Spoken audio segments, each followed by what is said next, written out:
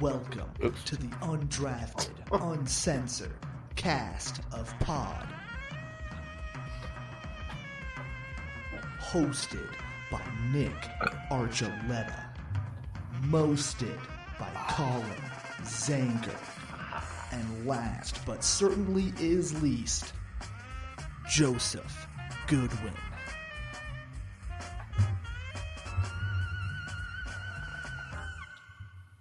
Welcome in, everyone, to the Undrafted Uncensored, a part of the... We'll just keep it playing. Let's keep doing it, yeah. Well, just a little music bed right there. there. I was waiting on you to start talking, Nick, so... Oh, yeah. Sorry, I waited for the song to end, and it took me a second to say something. The 1 second too long. Yeah, right? We could try it again. All right, yeah, let's try this again. So welcome in to the Undrafted Uncensored, a part of the E5280 Sports Network, where, in my opinion, the best performance Thursday night on Amazon was Green Day. You're crazy. That's hilarious. No, I didn't know Green Day played, but that's awesome. Yeah, they played afterwards. They had a live set. And was 2 Chainz the host again? I don't know, some rapper dude. I didn't hear his name. I didn't really care. It's 2 Chainz. Came up and was like trying to hug Billy Joe, and I'm like, no, you can stop right there. You're like thug speak doesn't fit when you're trying to. For whatever reason, the way he said Green Day was just so thug that I just wanted to punch him. Well, unfortunately, I wish I could say the best performance was James Cook, but he let me down in fantasy. But Chris Godwin got his first touchdown of the year. Finally. Good for him. Dalton Kincaid stepping in for Dawson Knox, the rookie tight end, who's very highly touted, who's much more of a wide receiver, but set as a tight end. He had a damn good game. Besides one bad play for Josh Allen. Josh Allen played through his shoulder injury, and I thought it was a pretty good game for the Bills. And even the Bucks had a chance. The Hail Mary at the end of the game. Yeah, Chris Godwin had turned around and found that ball. We're talking about a Bucks victory over the Bills. So I thought it was the Hail Mayfield. Hail Mayfield. Hail Mayfield, I like it. If he made it, that was kind of cool. Huge. It's huge in Oklahoma. Oh, I mean, we don't have that exciting of football here, but we do have football on Sunday in technically really cold weather. Oh, good. I'm not going. Good luck, Matt. What are we thinking? What are we feeling? How are we looking? What are we probably going to yell at each other about again? Well, what are Colin and I going to yell at each other about? Oh, you kind of froze there, but I don't know. I don't think that it's all of these games have been relatively close. The Broncos have played the Chiefs pretty close, even with this losing streak. So I think it can be another close one. Kansas City has their bye next week. It's one of those they could be looking ahead once again and just toying with the Broncos like they did in the game just two weeks ago, less than 2 weeks ago, that Thursday night game. The Chiefs should win, but I also kind of think that some things have to change. And right now, I wouldn't be surprised if the Broncos actually pulled off the victory. I don't know why I feel that way this week. Maybe it's being at home. Maybe the Broncos are just sick of it. But I think that they're actually going to play them really close, and it could come down to a last-second play with the Broncos having an opportunity to win. The Chiefs just kind of taking the Broncos too lightly. I mean, yeah, that's happened the past few games. It feels like almost every time we play Patrick Mahomes, we play him pretty well. It's just never enough. Last year it was the defense playing really well and the offense being completely inept. And then last game of the season, the offense was actually playing well, but then you can't expect Brett Rippon to come in at the end of the game and, beat Kansas City for you. But yeah, I expect it to be close. I expect to see a lot more high-flying downfield stuff because they just got McCole Hardman back. So I think they're going to try to use him in that role they used him before to just stretch that defense and throw underneath more to Kelsey and guys like Rashee Rice. So I think that'll be kind of fun to see. But I'm expecting the same thing that always happens. The Broncos get real close, and we're thinking oh, man, so you're telling me there's a chance? And then the chance gets ripped out from under us, and it's, so I don't know, 24-21 feels pretty close, but it'll look closer than it actually was, I feel like. It could be one of those games where the score doesn't tell the whole story of the game either, where I don't know, the spread's 7.5 right now. That seems a little high, but especially with the snow and being in Denver, I don't know.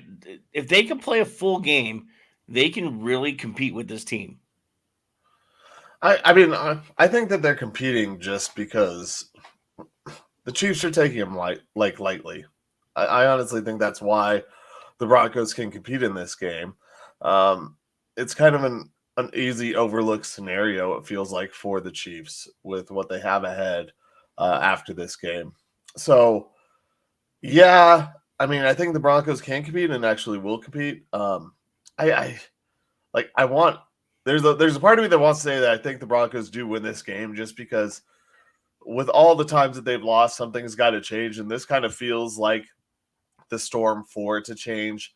I know Kelsey was dinged up last week, and the bye week can get him healthy. I'm worried about Isaiah Pacheco running in this cold weather against the Broncos. Yeah. That's really, I think, gonna be the tail of the tape for this game is what happens with Isaiah Pacheco, because he's one of those runners that the Broncos just do not fare well against, and I'm surprised they didn't use him as much in game one. That's because they were trying so much trick stuff. But with the weather, with everything going on, I see them really really running the ball at the Broncos. But I also see a lot of Broncos trying to play for their careers and possible trade value and put something on tape so that at the trade deadline they can get somewhere else and get someone to offer something for them so they can go to a contender. I think that's actually Jerry. It could be a Jerry Jeudy game, but that's actually why I think the Broncos, might just actually win this game. And is these guys are actually going to ball out of their minds and try and get somewhere that has a winning culture and that has the opportunity to win right now. And also with was it last week? New England beat Buffalo. So literally anything can happen, because we've been angry about our defense here in Denver. The New England offense has been abysmal, and they managed to put up enough points to beat Buffalo. Anything can happen, but I don't know. I got to see it to believe it. Like I said a few pods ago, I'm going to keep predicting the Broncos to lose to the Chiefs until it doesn't happen. I mean, it's a pretty good bet. Well, I mean, you guys will be happy to know that T Swizzle had her last show away from Travis Kelce. Wait a minute. Oh, that's 24. Damn it. Never mind. She doesn't have any shows this weekend. I was going to say, she's going to be here. The Swifties are going to be out in full force. Yeah, well, I read the calendar wrong because it has her 24 dates, and literally Saturday, October, or it goes Sunday, October 27th. I looked at the clock. Today's the 28th. I was like, oh, she doesn't play in New Orleans. She has a three show series there. And I'm like, oh, look at that. She's going to be in Denver. Perfect timing. Yeah, no. She'll be here. Mind. She'll be here. No, but those of you that are interested, she will be playing 3 dates back to back in Nolens at the Superdome. And now back to your regularly scheduled sports programming. Thank you, CBS, for your Taylor Swift coverage. I mean, she already came here and did her show. I can't even make fun of her, right? She did 2 shows here. She loves it. Yeah, exactly. Yeah, didn't Will from the Fan go to both? Yeah, Will Peterson from the Fan had tickets to both. Yeah, hilarious. Yeah, won a pair and bought a pair. Could have sold the second pair for like $5,000 each. Nope, he just went twice. Unfortunately, Nick, you cannot sell your Broncos tickets for that much right now. I mean, theoretically, you could. If they stayed, well, yeah, touche. Theoretically, you could. If you tell a Taylor Swift fan that you have the inside track that her box is going to be near your seats, yeah, these are the Taylor Swift tickets. Yeah, it's $5,000 easy. Put them on Ticketmaster's Taylor Swift tickets for the Broncos game. Yes. Taylor Swift Prime view of adjacent. Taylor Swift. Pop-up show coming this Sunday. T-shirt not included. Yeah, I don't know. I don't why know. have That a 7.5 feeling- seems I don't know big. why I have a feeling Broncos are going to win this one. I don't like it. I don't like it. I don't. I say the Broncos are going to win. I'm an idiot. Now you guys are on the win bandwagon. Come on. No, I it's said not they're like gonna I'm lose. on the win bandwagon. It's not like I want them to win. I just have a feeling that these guys, that a lot That of guys, feeling is a good feeling. That you're not used to that winning feeling, Colin. That's it's what I've been because- telling you. We're not Nick, going to. I don't want the Broncos to become the Minnesota Vikings. Like Like this middling team who's always like right next to the playoffs or getting in the playoffs and losing, Hey, and have a quarterback who can't quite do it, but you don't have a good enough draft pick to get a guy. yeah, You know, so we can go down the list of these teams that are like that. I mean, the Seahawks were like that for years. The Chargers, if they make it to the playoffs, are one of those teams that are always just quite not good enough. mhm. You They have a know, quarterback. Like the- the biggest problem with the Broncos is like if they have a mediocre to okay season this year, who the fuck is the quarterback next year? Yeah. Like they don't have a way to get anybody. There's no good free agents. There's not going to be anybody to be able to be acquired in the draft. Like if we are stuck with Russell Wilson again next season, you're going to be stuck with him no matter what. You're either paying him or he's stuck here. that's fine. You pay him to not be here. He can't function as a Then quarterback. who you gonna pick up a free agency? That's Well, what I'm saying. You need to draft somebody good. No, I don't. There is- I'm not talking just quarterback. I'm talking overall. Because if you release him, that's 2 seasons worth of his salary you're eating. Well, you can You put him have as a June nobody to 1st. pick up. Well, you put him as a June 1st designation, and You're still pay paying a little him. bit less. Well, yeah, exactly. We all know that. We've Yeah. been expecting that since day one. As soon as Russell Wilson signed that contract, it's not Might day as well one. try and get something Like out week of him. 4 of year one. As soon as he signed that contract, we knew there's no way he plays out that full contract. You gotta squeeze that orange as long as you can and get whatever juices out of it because well, if You you're gonna be can't paying do him no anything. matter what. You might as well You- make it. You've If proven he- you can't do anything with it. no, Like, no, if- no. I mean, but if he keeps losing, okay, that's fine. Yeah, if he Like, keeps it- losing, maybe Yeah, you keep can. losing. We keep getting no. It's good because then the Broncos will just keep getting good draft picks. I just have a feeling that guys are going to play over their head this weekend, and that the Broncos end up like beating the Chiefs because these guys are trying to get themselves on tape and get. Everyone's going to be watching the Chiefs. They're not really caring about the Broncos. So Yeah. teams are going to watch because they want players, to trade, to see what they do in this game and to get trade value. So the Broncos can build up their trade value in this game. And that's why I think that they, pull this one out. And I don't want them to win the game because as a fan, I want this franchise to be set for the future years. But like I said, if the Broncos do win a bunch of these games, they end up becoming the Minnesota Vikings. And you said, who's the free agent quarterback? Well, Kirk Cousins. I mean, well, And that what's would wrong? be- Oh, he'd be play better than Russell Wilson. So But yeah, you'd have to give him another, $30 million a year. And see, here's my I question. know. Yeah. no, What's you just wrong with- you let that bidding war happen, and you just say, "All right, Kirk, you're getting 10," and if somebody pays you 20 or 30, that's their problem. Here's my Jared question. Stidham time.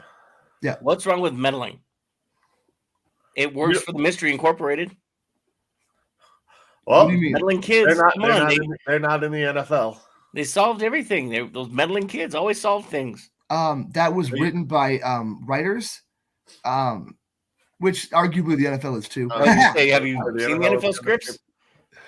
But like, yeah, no, so what do you mean by meddling? Like I don't know. playing Colin said spoiler? meddling, and I just had to drop the Scooby Doo reference. Okay, I got you. I was like, what could the Broncos accomplish by meddling and Figuring out winning who the one ghost extra is. game? They're just going to hurt more draft stock, and again, there's going to be no hope. I don't Until know. Tie up there's- Russ, take the mask off, and we'll find out who he really is. I We mean, know are who they- Russ Josh really is. McDaniels under there. He's I- he's a short quarterback who refuses to throw over the middle and refuses to throw to tight ends and can't function in shotgun. Yeah, but we don't That know. hasn't changed, and so I just want a guy that can actually do the job. Yeah, Kirk Cousins would be fine because he can do all of the things. Now, I used to make fun of Jared Goff all the time, but like, fuck, I would love to have Jared Goff right now over it. Just this weirdness. It's like the Rudy Gobert, Karl Anthony Towns pairing. Like, who thought this was going to work, and why are we still trying to make this work? Yeah, and like who thought this was going to work? And when you talked about being in the middle or meddling, like I said, I mean, I brought You up. said meddling, but I just changed it to meddling because I mean, I brought up the Packers the other week, and then the Vikings today. Another team that you can look at that does have a quarterback who has consistently won, but also hasn't really built their roster right is the Baltimore Ravens. Like, do you think the Baltimore Ravens are a Super Bowl team right now? No, I don't know. What are they feeding Lamar before the game? doesn't matter. He's one About guy. $200 million worth of whatever the hell he wants. Yeah, right. Well, I mean, as long as it's not coming out at halftime or in the third quarter. But it's that's Schwarber running. He's out of the playoffs. Yeah, that was actually Paul Pierce. So it's just like I said, there are a lot of these teams that are kind of stuck in this middle area where they're good, but they're not good enough to win a Super Bowl. But they are not good enough to really improve their team without making some drastic changes. And that's what even the Ravens did a few years back by letting Hollywood Brown go to the Cardinals, was trying to improve their team. And unfortunately, they had a Lamar Jackson injury that added to that. Could you imagine the San Francisco 49ers with a guy like Lamar Jackson on that squad? Lamar. He was the last pick in that draft. The Broncos almost had a chance to take him if they take that trade back package from Buffalo, let Buffalo take Josh Allen sooner. They get, one of those kick-ass defensive guys, Vea, Roquan Smith, maybe a pass rusher, and then you have one of the later picks in the draft to just take Lamar Jackson. That would have been great. But at this point, man, it's just, and this draft coming up is not going to be that stocked with quarterbacks. Like, you need that top 5, because I think the first 2, maybe one more guy emerges, but like there's going to be a huge drop off from those top guys to the lower guys. So if you're going to have any kind of hope for getting that position figured out and not just wasting the next 2 years because you're paying Russ, so fuck it, why even try? I hate that concept. Like, I'm not saying why even try. Now, I know you're not saying that, but you're like tied to him no matter what. You might as well do nothing. Squeeze that orange for as much juice as you can out of it while whoever you draft starts to get ready and gets those reps and starts basically weaseling his way into that number 1 spot. Yeah, that's why having Russell Wilson there just hampers that development anyway. Just let the kid come in and play and bring in Tyrod Taylor or Andy Dalton or Jacoby Brissett to start a couple games. Or just keep Jared Stidham. Yeah, everyone's favorite, Gardner Minshew. But yeah, Jarrett Stidham is probably going to be there. Buying you a Minshew jersey one of these days. Oh, dude, I'll be Gardner Minshew for Halloween. All I need is a headband. Yeah, you can pull it off. We need to dye your hair like a little blonde, though. Yeah, we gotta. Oh yeah, I gotta get the highlights. Yeah, you're totally right. But yeah, like you just the starting quarterback when you have a rookie that you're developing doesn't totally matter. It can be anybody. Keeping Russell Wilson, I think, would be a waste. Just because he's so weird. Everything he does, you can sort of learn from him, but you're only going to learn how to do things like Russell Wilson, and that only works for Russell Wilson. Nobody else can do that, and it's just. And it doesn't even really work anymore unless you cater the entire offense to him. I figured it out. Nick's got it. I know what happened to Russ. He had sex. Remember the Seinfeld episode where George kept screwing up all the time because when he stopped having sex, he was doing everything right. It turns out Russell Wilson is George Costanza. Oh my God! Is he wearing a hairpiece? And probably. It could be. And now that he's married and having sex and clearly making babies. That's what happened. Let's take Sierra away from him. Put on that chest. Let's see what he does. I blame Sierra. It's all her fault. Women. Too sexy. Women just mess things up for guys. They just distract them all the time. All right, give me your final predictions, guys. 27-25 Broncos. 25. So they get a 2-point conversion or something? Yeah. Like I said, the Chiefs treat the Broncos kind of like the little brother, and then they're gonna try and do some 2-point conversions, some weird plays, something funky, I mean, they did score 19 last time, so that's not outside the realm. I feel like, like 27-30 or 27-24, maybe 30-24. Let's say 30-24 Kansas City. They take a field goal later on in the game to kind of force a touchdown the Broncos can't score. Let's go with that. Let's go 30-27 Kansas City. I'm going to go. Maybe I should have said 25-23 because I believe the number is 47.5. Oh, nice. Hit all the bets. I think I did the math in my head, but yeah, whatever. 27-25. Yeah, I think it's going to be a weird one. Yeah, 47 is the over-under. I think that's what I was thinking when I started with the 27. 24-19 Kansas City squeaks one out. I hope you're right. I really do. I mean, I got a weird feeling that the Broncos are going. I'm not gonna be mad if they win. Don't get me wrong. I'm gonna be hella excited, and I'm come Victory Monday again. I'm gonna have a big smile on my face going into the bye week. And you're gonna yell at me, and you're gonna tell me I'm an idiot, and you're gonna say everything all screwed up, and I should just shut my mouth, and you're gonna throw punch me.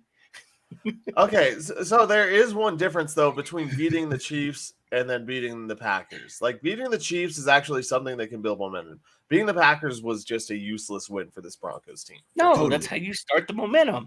No, one turns into. You've seen Major League? If you win one game, that's good. If you win two, that's even better. If you win three, that's called a winning streak. It has happened before. Not with the Broncos. Not with a team like this that has and they can't lose next Sunday. Line that has no pass rush, that has very little secondary, that has a quarterback that won't throw to his toe. We have the worst tight end room in the NFL. There are literally 30 tight ends with better stats than the entire Broncos tight end room. Yeah. Like this, they had Rich Vaughn as a pitcher. What? No, Nick, he's not going to get any Wild Thing or Major League references. Like, don't. No, what did he say? He said they have Rick Vaughn as a pitcher. Charlie Sheen plays Rick Vaughn. Yeah, I know. I've seen Major League. See, Joe's culture. Yeah, it's a movie. It doesn't matter. You're not going to sacrifice a chicken with the Allstate guy to save the fucking season. Like, you never know. No, I do know because that's a movie. Okay, all right. The janitor from Scrubs is not one of the fans in the stands getting excited about this team right now. Okay. Oh, God. Okay.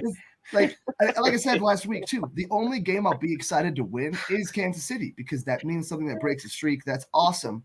It does not actually help the team at all. Like we said so many times, these last few drafts have all been hindered by the fact that they've won a couple extra games and they miss out on the best possible prospects.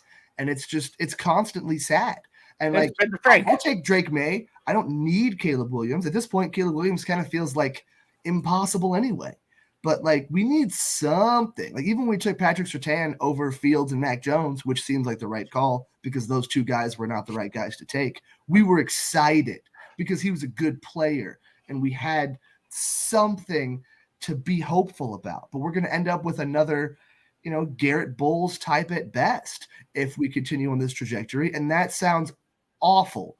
But it won't even be at left tackle. It'll be at like center, which we desperately need. And that's also if you believe in the Broncos to draft the right player at wherever they pick. Yeah. Yeah. Take Robert Ayers again over.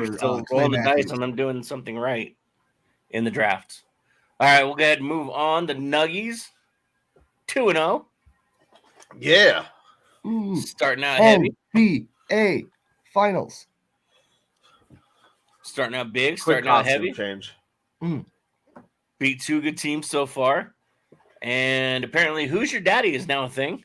At least for the Lakers. I was reading an article, and I don't know if you guys saw this, and I just found it this morning. It was sent to me by I think my brother. Apparently, the "Who's Your Daddy" chant should be taken not as offensive, but as basically a term of endearment to the Lakers. Oh, as Colin switches his hat. Yeah, Yeah, Colin's you like just the Backstreet Boys. He can make those wardrobe changes like that. Oh, Jeez. I'm ready. Chip Colin Skylark. is in sync. This drip is so hot it might be 98 degrees. Whoa.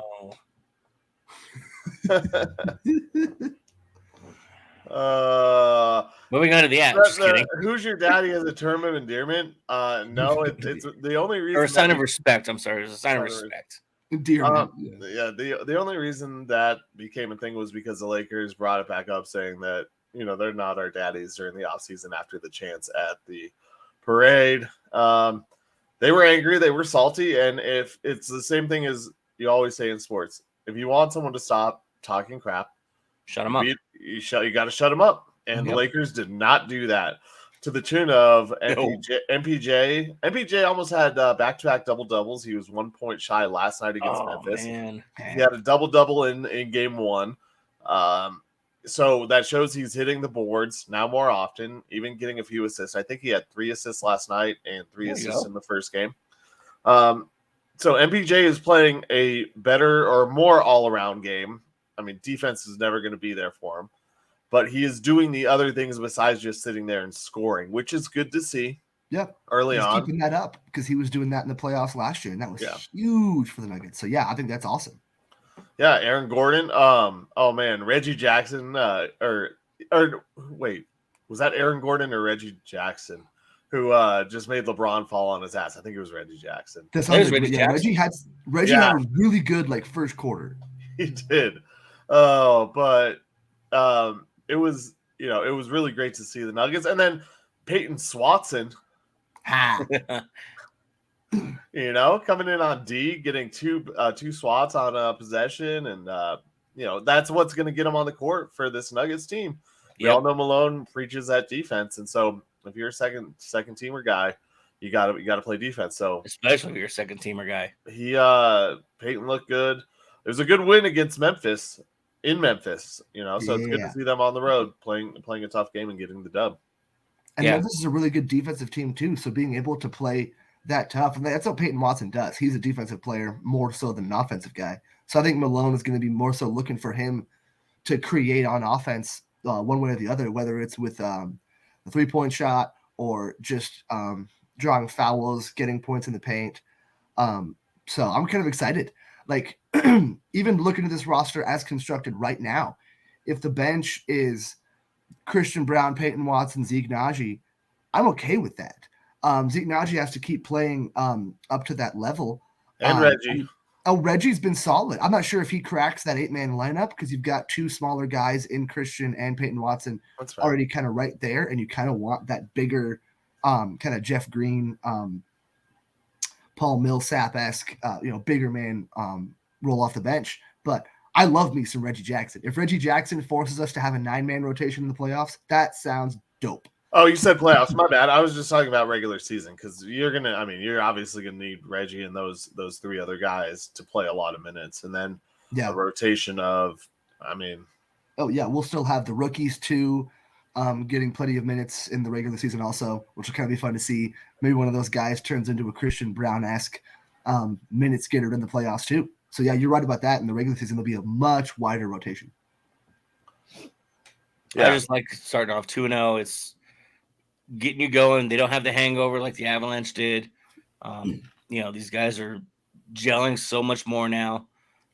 They look like a complete team. If any changes are made to this lineup, it's because of injury, not because of personnel at this point, personalities. So you asked it the other day, can the Nuggets match the Avs start? Can the Nuggets go 6-0? I think they can. At this rate. These first 2 games are showing that they are still a dominant team, and everybody has to catch up to them at this point instead of the Nuggets trying to keep up with everybody. Yeah, I think I think it does show that they have the opportunity. You got some tough games coming up. So just to give you an idea, they play the Thunder tomorrow. Then it's the Jazz. The Thunder always play the Nuggets tough. It's They always do. a weird game. Then they play the Jazz, so they win those two. They're 4-0. To get to 6-0, then they would need to beat the Timberwolves and then the Mavericks. That doesn't scare me at all. Like the Mavericks look pretty good No. with Luka and Kyrie. Yeah. Luka hit a big shot last night. Kyrie hit a big shot on game 1 against Victor Wembanyama. They're definitely getting it together.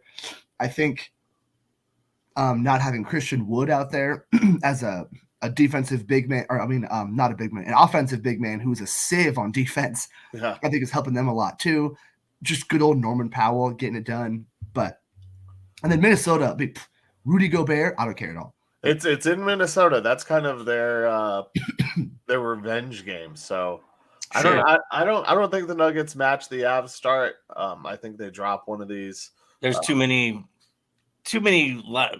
like there's too many things within that schedule that are just quirky enough to take one loss at some point over the next week. It's like OKC all is the these team. games. That's what I was gonna say. All these teams play the Nuggets tough, no matter how good or bad they are. OKC, the Jazz, the Timberwolves. The Mavericks. The Nuggets kind of have the Mavericks number, but yeah, the Mavericks are a very offensive team, so they won't have much to really throw at Jokic. But now OKC is the team I'm kind of looking at. Like that. That's what I was thinking. That starting 5, like that's insane with Shea, Dort, Giddey, Jalen Williams, Chet Holmgren. Like, oh my God. Like that's kind of nuts. All those guys can kill you at any particular time. And the fact that in game 1, I was checking the box score, Lou Dort was the second highest scorer on that team. Shea had like 35, Dort had like 25. I'm like, hell yeah, that's my guy. In terms of guys from other people's teams, I want a Gardner Minshew and I want a Lou Dort jersey. You'll have to choose which Minshew jersey and Dort. There's only one Dort, or the Dort is only Oklahoma City, but you'll have to choose your Minshew destination jersey. I want the Ryan Fitzpatrick where it's all of them. Well, at least Fanatics will give you that trade guarantee, so he can probably just keep getting new jerseys every year. Right. That's it. All right, guys, I'm getting a new Lou Dort. Oh man, we'll go. Well, speaking of the Avs, let's transition into that. And they finally lost on the road. Sad panda. It was bound to happen. It happens against the Pens, which is just annoying because I don't know. I don't think the Pens are really at that level yet, but like I said, they still got Sidney Crosby. Yeah, it was Sidney Crosby showing the Avs and Nathan McKinnon they should make a trade for him. Yes, yeah, he was making his case to be an Avalanche. Still on that, aren't you? I will be until he retires. Oh, I would love that. I'm telling you, those two guys want to play together at some point in their career. And the way the Pens are, they're not looking like they have a chance at a run this year. I almost forgot. Costume change. Costume change. All right, there it is. We're an Avalanche now. Colin's growing up. He's gone from boys to men. Oh man, but we're totally crooked. Whatever. I'm running out of boy band references to make with the wardrobe changes. So yeah, I really think Crosby and McKinnon want to play together. I think that was kind of one of they probably talked about it. They've definitely talked about it at times, and this would be one of the opportunities, or possibly the last opportunity, for them to do it either this year or next year. But I think if it's going to happen, it happens this year. I think so too. And I think every year it gets slightly easier to do because Crosby gets one more year older. The Penguins get 1 year worse. Like they know they're not going to get much. I think they're going to start to get to that point. And it's not like Ray Bourque where he doesn't have a cup. He does, obviously, but they're going to want to give him that one more cup. So I wouldn't be surprised at all to see some combination Penguin Avalanche jerseys of Sidney Crosby. If that were to actually happen, the trade has to happen first. Yeah. Which is the most difficult part, to get a team to part with the best player they've ever had. I don't know. I'm going to hold out hope because that sounds dope. Let's see here. I'm trying to figure out where he is sitting financially. And I don't see in Pittsburgh. He's sitting in Pittsburgh. Thank He's you. sitting on a pile of money. He's Yeah. probably pretty good financial. I'm just kidding. I think he has his own penguin. Come here, Penguin, Mr. Penguin. Yeah, Where Mr. are my Crosby's penguins. magazines? 104 mil guaranteed, annual salary of 88.7 mil. 2023-24, he'll earn a base salary of 3 mil while carrying a cap hit of 8.7. He's just sitting there with his giant screen TV, just watching Happy Feet on repeat. I mean, that's what you gave to Chushkin. Yeah. Also, fun fact: Happy Feet was directed by the guy that made Mad Max. Really? Yeah.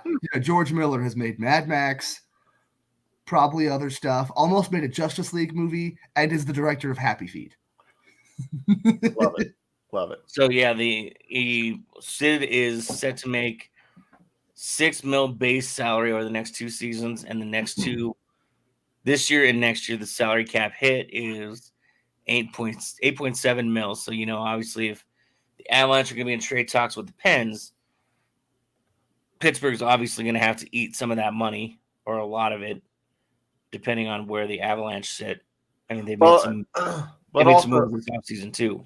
But you got to remember, in the NHL, when you make trades, you don't absorb the whole contract. You only absorb what's left on the contract. That's so right. The Avs right now have $2.8 million in salary cap space. So, a middle of the season trade means that his cap hit is $4 million. They eat half at $2 million, plus get some players that they want for the future. You send some young guys who the Avs have that are some of the young guys are showing out. They do have some good young guys too, yeah. And you are kind one of those guys that has a couple $1 million on his contract, one of the older guys, because it's going to be a trade at the end of the day. You're going to have to give up something. Yeah. So you give up kind of equal or lesser money. That's what I was looking at with Reggie Jackson's contract. I was like, ooh, that's pretty close to what Jeff Green makes. That would work out pretty. But if Reggie keeps playing that way, that's not going to matter. But yeah, that concept totally works in hockey too. Some guy that maybe has some injury problems or isn't super happy in his role or whatever. Somebody that isn't Sidney Crosby. You turn them into Sidney Crosby. I could see a guy like Bowen Byram getting traded. He has not had the best start to his season. He's taking starting to some right the penalties. ship, though. Yeah, but he's starting to taking right the ship, penalties. though. And he might, but that might be what it takes, is sending a young player with talent like that over. He is that talent, though. So, or like Sam Girard. It's one of those choices, this Avs team, if it were to become a possibility of getting Crosby, that they'd have to decide that it's really, you're giving yourself, 2 years, this season, next season, and maybe a third probably, to go and win another 1 or 2 cups. And next season, you have Landeskog. And that's really what you're going for, is get that firepower this year, so that next year, you can make a run this year with Crosby for sure. The Avs have the talent. But then next year, you hopefully have your real full squad back. A Landeskog, a Crosby, a McKinnon, a Mikko, a Kale. Assuming all these guys are healthy, you have a dangerous, dangerous, dangerous team. But you're going to have to give up a young guy, and I think Byram would be one of those guys that would probably be in there, and hopefully Sam Girard. He'd probably be the best too. So I would probably lean towards Bo being the biggest piece of that trade. And like you said, the Pens need help. They need youth. They need energy. And what better way to get it started than to send them Bo? Yeah. And so, it is giving up some of the long-term future, but I think they have enough young talent that they can give a guy like Byram up. That just hurts. Bo Byram has been that guy, though, that we've been looking forward to. I know. The concussion stuff. I wouldn't say he's untouchable, but I don't know. I would look to try to move on from, or move somebody else if possible. Or that might even make me. I might even say no. Well, get 2 more depending years on what cup the run, though. Compensation is. Yeah. 2 more years of cup run with a future Hall of Famer. See, and I hear you with Byram, but you say we've been waiting for it, and you mentioned all the history. And if you can finally put it together, then that's when you do get rid of him. Because also, when is he cracking that starting lineup? When's he going to beat out Makar? Like, when's he going to be Makar? Yeah, he's not taking over for Taves or Makar. Makar. So Kale, dude, where's Makar?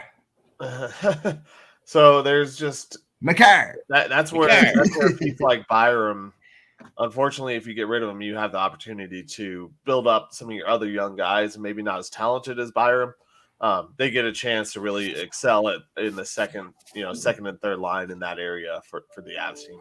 It's just a thought. I don't, but that would be one of the guys that I would think would be a piece in that trade. That works. I mean, whatever brings a championship is really all that matters at this point. You want to keep winning, especially with this window as big as it is right now. I mean, it would be a great thing to have, because with what the World Series has given us after one game, holy crap. This is going to be a series. And I screwed up the other day. For some reason, I thought the series started today.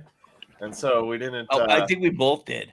Yeah. And so we didn't do a pick 'em, but that's all right. We'll still do a pick 'em for the series in victory formation in the games. Yeah. You talked me into it. And I was like, oh, okay, maybe I'm wrong. And I thought it started on Saturday. I don't know why it was. I don't know why my wires got crossed. Probably just one of those really long. Don't cross the streams. Don't do it. But yeah, you're right, Colin. My This dog's is going to be a series. outside. It's the World Series, actually. Yeah. So that game one was unbelievable. I mean, you had all the drama. Texas scoring first. Texas hasn't won a game at home all postseason. And then the Diamondbacks coming back. Corbin Carroll just continuing what he started in the championship series. Corey Seager staying hot. Seager, at least Garcia putting the exclamation point. That dude's he's gonna take the World Series MVP. If the Rangers win, he is taking the World Series MVP. Ain't no doubt about it. That dude's been on. Him and Seager have been on fire, moving Seager up in the lineup. Total Bruce Bochy move. That's just chef's kiss. Yeah, it's like that old time rock and roll, I don't know. No, tell me about that old time rock and roll, Joe.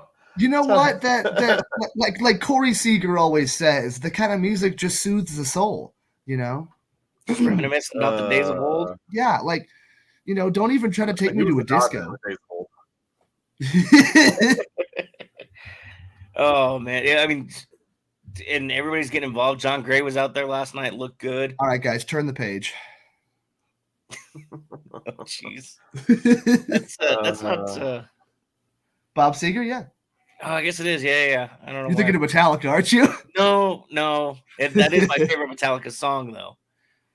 It's a good cover. You can't go wrong. It's an amazing cover. That's not Bob Seger. That's Metallica. No, I would never do that. I've yelled at a lot of people for that, for some Metallica covers. That's not Eurythmics. It's Marilyn Manson. There you go.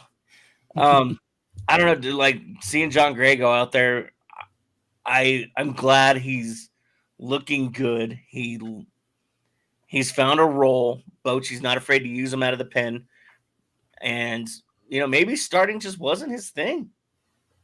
He looked good out of the pen, and maybe that was just he was a long enough arm that if he needed it. Well, I mean, for John Gray, it's also he's on a team that's probably not messing with his mechanics. It seemed like every year something with the Rockies they did Tinkering? something. No. They tried to tinker and do something with John Gray and change something or add something to his repertoire. And sometimes you just got to keep, stick with what got you there. Dance with who brung you. And John Gray had electric stuff at times. Yeah.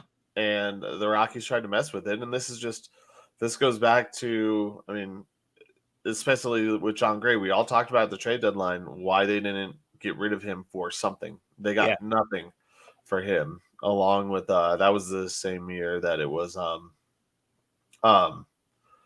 my God. Who else did the Rockies lose that offseason? Everyone? Either way. But John Gray was one of the main guys. Wasn't it Trevor Story? I think you're right. Yes. Yeah. Story and Gray. They didn't even offer him a contract because they knew there was no reason. That should have been gone at the deadline. It was another mistake by the Rockies because at least you knew teams were interested. But to see him succeed, it's nice to see former Rockies succeed in other places. Former Rockies pitcher. Yeah. Sorry, I want to throw that in there too because That's Other important. former Rockies have succeeded at other places, but when a pitcher can leave Denver and go somewhere and find a home and look good again, it's a good sign that I you punch me later for this. The Rockies can at least evaluate some talent and pick out some good pitchers. Well, They just can't leave them alone. broken They can't clock's develop right that. twice a day. Yeah. What I'm are the excited. Rockies I without a love broken clock. I love that a World Series might go 7. I mean, just the back and forth. The Diamondbacks are showing you they're not a fluke right now. They may have caught a hot streak, but this is a young team that is really moving forward really fast, and I kind of hope Longo gets a ring. The Diamondbacks are really young too. They're very young. They have a lot of, you want to say they have a lot of years ahead of them, with hopefully the chance, but you just don't know. Yeah, it's You don't baseball. know. Yeah, you don't know if this is going to be it for them, and they're one and done. But I do like. I like this World Series. It's shaping up to be a really good World Series. Yeah. With no sweep, it should go. It'll go at least 6. I think I'm saying it's going to go 6 at least. If I think it goes 7, it's even better. But yeah, I think a lot of it hinges on tonight's game mhm. between the two, and if the Diamondbacks can overcome that gut punch, because it really is a gut punch. You're up by 2 in the 9th inning with 1 out, I want to say it was, and then you let Leody Taveras, you walk him in the 9th, so you get the leadoff batter on, and then Seager just goes yard with a no doubter. Second deck, it was beautiful. Yeah, it's just it's a gut punch, but then the Diamondbacks, to their credit, didn't falter. I mean, they stayed in it.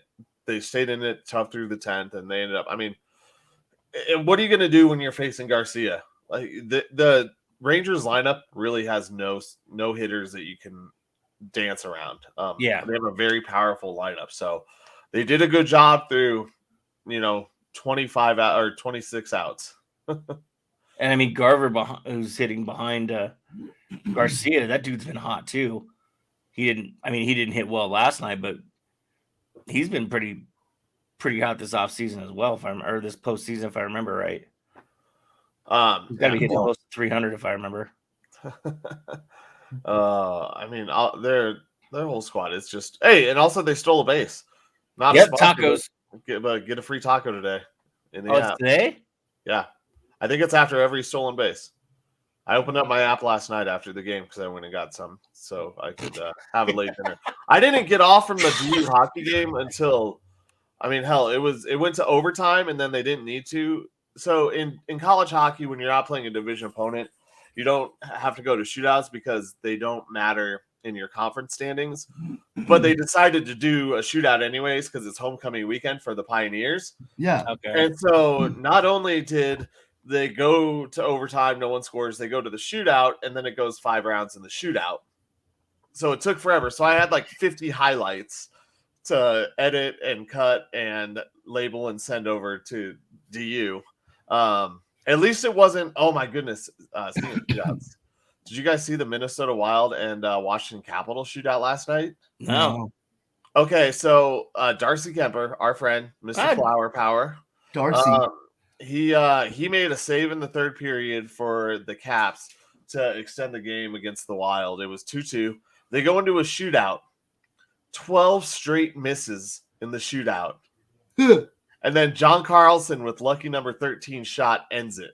No. Yeah. That's cool. Or 12 straight misses, 12 straight blocks, whatever. It was a great shootout. 12 straight not goals. Yeah, 12 straight non-goals. That's crazy. Then Carlson nets the game winner with the 13th one. It was pretty cool. Wow. Yeah, that had to have been fun then. I was watching high school football and calling for high school football. I didn't get out of there until, when you text me, I think I was still driving home. Yeah, I just left the station at 11. So we were about the same time. So what's good about NHL hockey though, or the World Series? we can bet on it. Whoa. You know what else is great? Stanley. Is betting fake money and pretending to win big money. So, ladies and gentlemen, allow me to turn it over to the one and only prophet for the victory formation, Mr. Collins Anchor. And you can bet on it. This is the victory formation. All right, boys, here we go. Best play in football. 6 right tight diamond victory on 1. Break. Okay, 3, 2, 1, let's jam. The Pick'em segment, proving that Colin Zanker is the most humble man in the history of time. Least. Featuring Nick Archuleta, wishing he was somewhere else. And Joe Goodwin, just kind of winging it.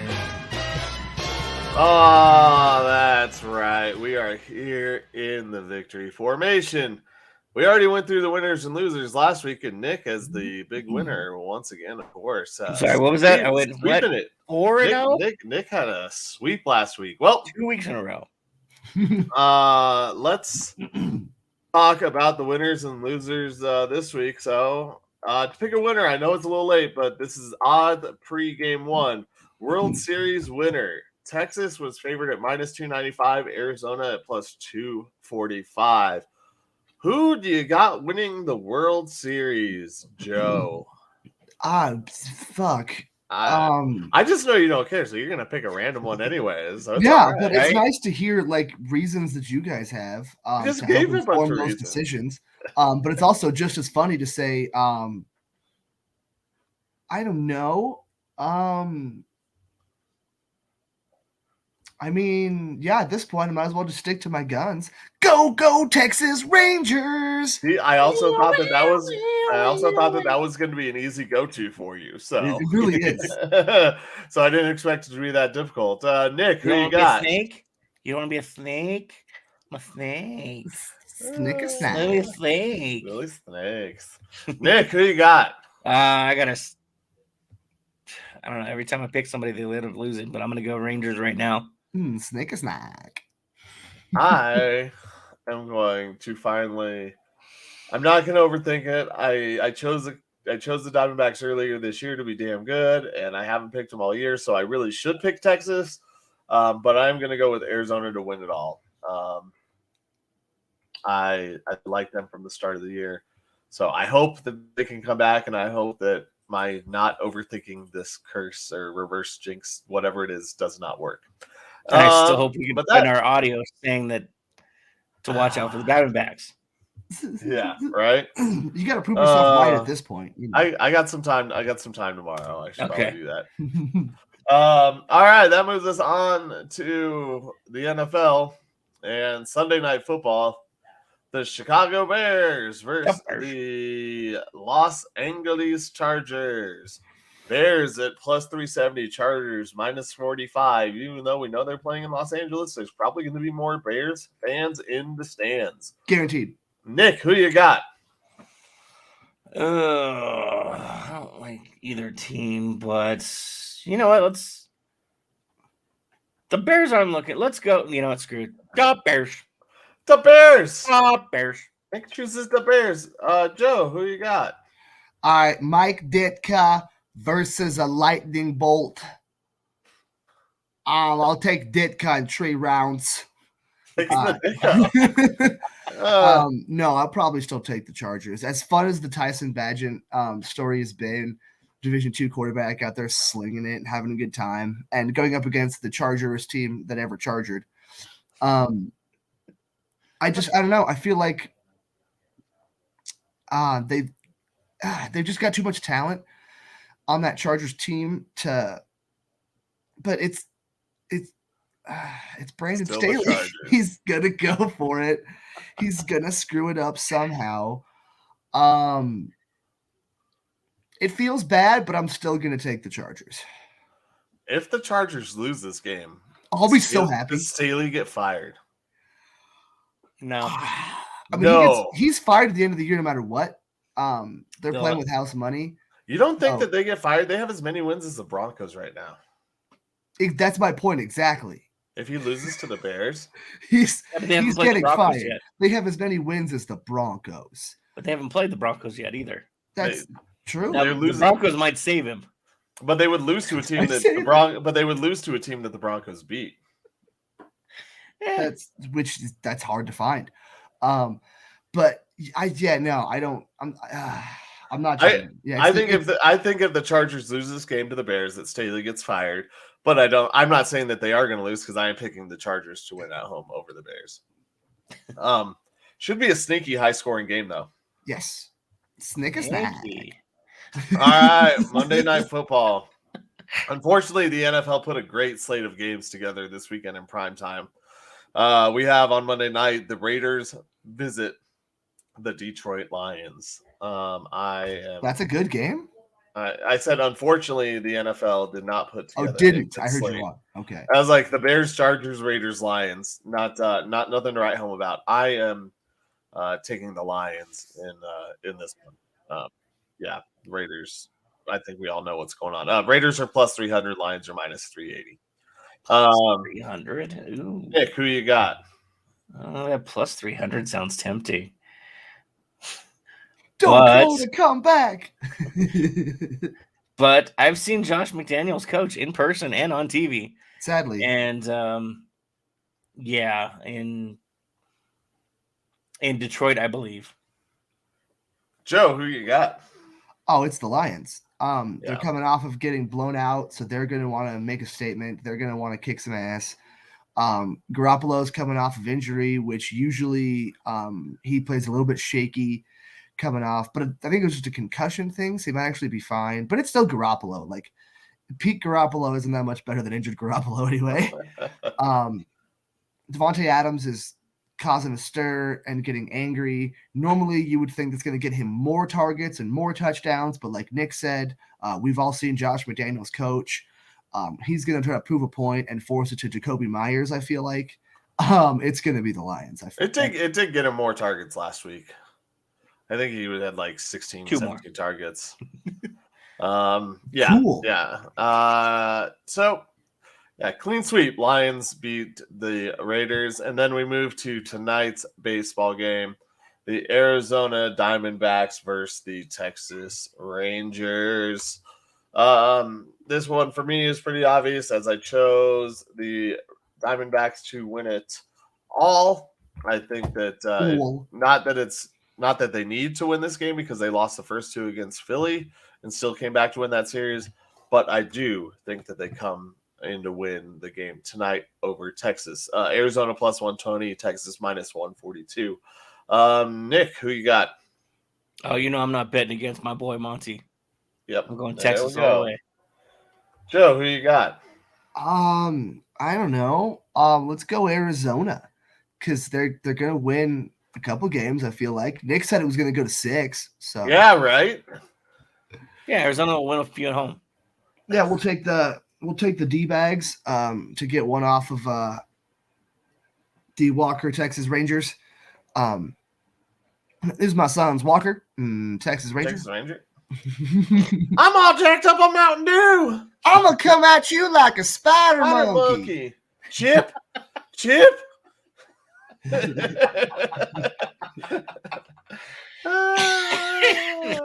Yes, ma'am. I would love some more juice. Thank you so much, Grandma. I love it. Well, that's that's your victory formation right there. As we wrap up this show, going to the weekend, a few extra picks as I had messed up earlier, like I said with the series, but hey, it happens. Hey, we make mistakes, but we move on. We're professionals. It's true. Technically, and we'll do it again next week, and we'll have updates, and we'll see if Nick. Well, we won't know if Nick's 5-0 this week, but we'll know if he goes 4-0. Yeah, that's a. Or excuse me. We'll know if Nick goes 3-0 because the series won't be over to go 4-0. Hey, yeah. I got it. By the way, there were no good basketball games really to pick. It's still early. Basketball. Yeah, I don't think we'll really have any good games until they do that stupid middle of the season tournament. Yeah, I think picking bad games is just as fun too. We've got the Rockets and the Wizards. Who you got? I've got a headache. I got a whole bunch of I don't care. IDGAF. Yeah. Yeah, like me picking baseball all the time. Oh man, well, gentlemen, that was fun. A great time. Very entertaining as always. Appreciate you both. Thank you everybody for tuning in. Appreciate you, man. Before we send Joe crying, thanks to Michael Spillin and the crew over at E5280 Sports for adding us to their network. And while you're there, don't forget to check out their other shows as well that don't include us. Well, sometimes include us. The Wheelhouse, Between the Lines, Gridiron Intel, and many more. Read their articles, watch their videos, listen to their podcasts. For Colin Zanker, the music playing prophet, and Joe Goodwin, the singing looking Jesus. I'm Nick Archuleta. This has been the Undrafted Uncensored. We start our shows on time.